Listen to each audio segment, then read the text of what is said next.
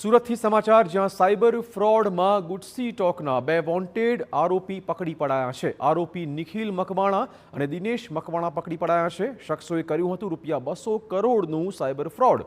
કતારગામના ઉદયનગરમાં સિદ્ધિવિનાયક એપાર્ટમેન્ટમાંથી આ બંને આરોપી પકડાઈ ગયા છે. બંને આરોપીઓ છેલ્લા 9 મહિનાથી ફરાર હતા.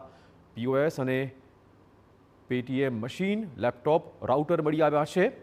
IP કેમેરા, સ્ટેમ્બર, SBI બેંકની ચેકબુક, મોબાઈલ ફોન કબજે કરાયા છે. ફ્રોડનો મુખ્ય આરોપી મિલન દરજી હોવાનો પણ ખુલાસો થયો છે. તપાસમાં સામે આવ્યું છે કે ઝડપાયેલો એક આરોપી પ્રતિક મકવાણા લોન એજન્ટ હતો. ઝડપાયેલા બંને આરોપીઓ મુખ્ય આરોપી મિલન દરજીના સંપર્કમાં હતા. તેના સંપર્કમાં રહીને બંને શખ્સો લોકોને લાલચ આપીને બેંક ખાતા ખોલાવતા હતા. આ બેંકની કીટ જલ્પેશ નડિયાદરા અને અલ્પેશ ઠુમ્મર નામના વ્યક્તિને કમિશન પર આપતા હતા. આરોપી પ્રતિક મકવાણા લોકોના બેંક ખાતા ખોલાવીને કમિશન મિલન દરજી અને તેના સાગરીતોને પહોંચાડતો હતો. મહત્વપૂર્ણ વાત એ છે કે આરોપીની પૂછપરછમાં નવા ખુલાસા પણ શક્ય છે.